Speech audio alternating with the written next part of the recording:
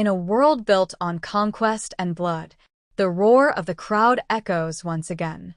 Rome, once a symbol of glory, now drowning in greed and betrayal. But among the shadows of fallen heroes, a new legend begins to rise. This is not the story of Maximus. This is the story of Lucius, the boy who once looked into the eyes of a dying gladiator and saw what true honor means. Years have passed since the death of Maximus Decimus Meridius, the savior of Rome. The empire stands tall, but its heart has grown dark. Emperors come and go, each more cruel than the last. And in the middle of this chaos lives Lucius, now a man, not a prince. Raised away from the palace, Lucius lives as a soldier, trained in the art of war. Yet deep inside him burns a memory, a promise of freedom and justice left unfulfilled. He remembers Maximus, the man who defied an emperor and gave his life for Rome. As the sun rises over the blood-red sands of the arena, Rome prepares for another spectacle. Thousands gather, cheering for death disguised as entertainment. Lucius, now a captive, finds himself chained among slaves, sold to a brutal general who seeks to profit from his strength. He does not yet know his destiny, but fate is calling. The gates open. The sand trembles beneath his feet. Lucius steps into the same arena where Maximus once fought. The crowd roars, swords clash, and history repeats itself. But Lucius is not just fighting for survival. He fights for redemption, for justice, and for the spirit of Rome that still breathes within him. His first battle begins. Spears fly, shields crack, and the sound of pain fills the air. Yet, in that chaos, something awakens, the courage of a warrior, the fire of a legend. With every strike, every drop of blood spilled, Lucius feels the shadow of Maximus beside him. And when he raises his sword in victory, the crowd chants a name that has long been forgotten: Gladiator. The gates open. The sand trembles, Bene. That name, forgotten by time, buried by emperors, now lives again through him. For Lucius carries not just the blood of Rome, but the legacy of the man who once defied an empire. Later, in the darkness of the holding cells, the other gladiators whisper stories of rebellion, of men who once fought not for gold, but for freedom. Lucius listens, his mind heavy with rage and purpose. Among the captives, he meets a wise and broken fighter, Chiron, an old gladiator who once served under Maximus's command.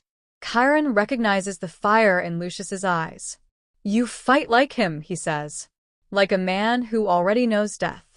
Lucius turns away, silent. But his soul trembles, for he knows it's true. Every scar, every battle has led him here. Meanwhile, in the great halls of Rome, the new rulers celebrate their power. The emperor's nephew, a cruel and ambitious man, watches the games from a golden balcony, blind to the pain his people endure. Rome has changed. Once ruled by honor, it now bows to greed and corruption. Slaves fight for sport, citizens starve for bread, and the Senate whispers in fear. But whispers can become storms. As the night falls, Lucius looks up at the stars through the cracks of his prison cell. He remembers his mother, Lucilla, who once protected him from the madness of the empire. He wonders if she's still alive, if she remembers the boy she sent away to safety. His thoughts are interrupted by Chiron's voice. A true gladiator, the old man says, doesn't fight for applause. He fights to free the world from its chains. Those words cut deep, for Lucius realizes his destiny is not survival. His destiny is revenge. The next day, the games begin again. This time, Lucius fights not for himself, but for every slave who ever bled in that arena. His movements are sharper, his strikes more powerful. Each blow screams rebellion. The people start to notice him. "Who is this man?" they whisper. "Who fight?" The people start to notice him. "Who is this man?" they whisper. "Who fights like the son of Rome itself?" As Lucius raises his sword in the final moment, he locks eyes with the emperor's nephew above. And in that silent exchange, a storm is born. Because for the first time in years, Rome sees a warrior who cannot be broken, and the empire begins to tremble. The gladiator has returned. Every time he steps into the arena, he fights not as a slave, but as a symbol, a shadow of the past, and a promise of vengeance. The people begin to chant his name. Rome, once silent in fear, now whispers of hope. For in Lucius, they see something the empire cannot kill: the spirit of Maximus. Meanwhile, inside the palace, the emperor's nephew, Severus, watches with growing unease. "Who is this man who defies death?" he asks. His advisors call Lucius nothing more than a fighter, but Severus feels the truth. This man could ignite rebellion. In the shadows of the city, secret gatherings begin. Former soldiers, slaves, and merchants speak one name: Lucius. "If he can bleed for us," they say, "we can fight for him." But Lucius does not seek to be a hero. All he wants is freedom, his and everyone's. Still, destiny has its own plans.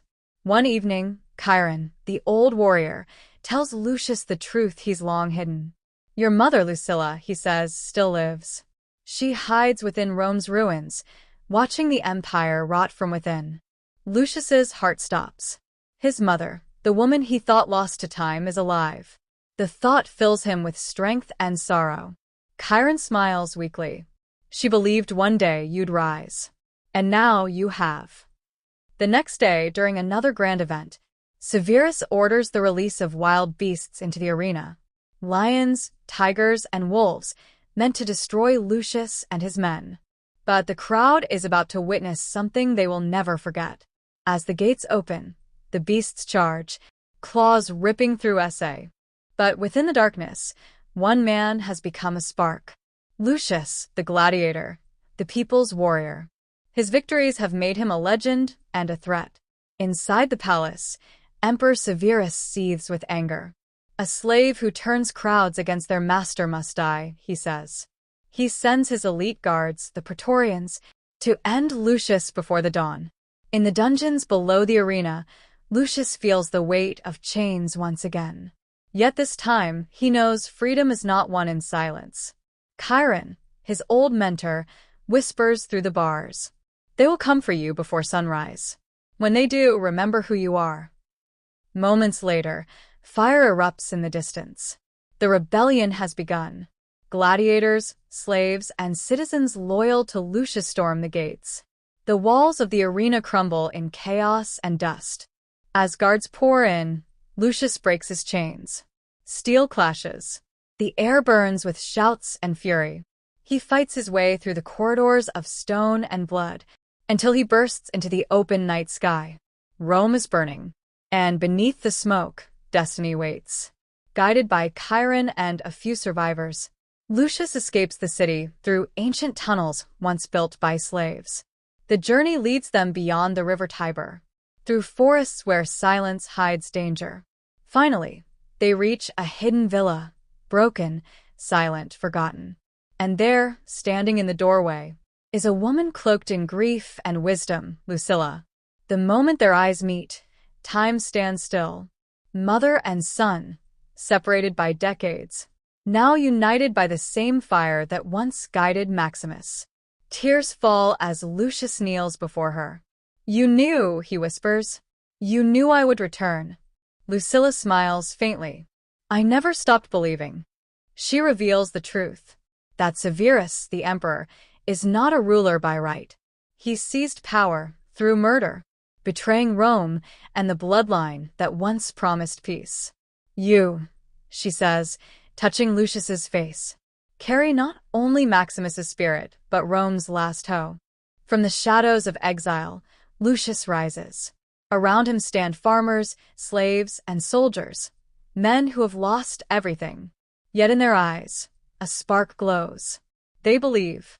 They believe in him. Rome was not built by emperors, Lucius says. It was built by men who bled for it. Today, we fight to give Rome back its soul.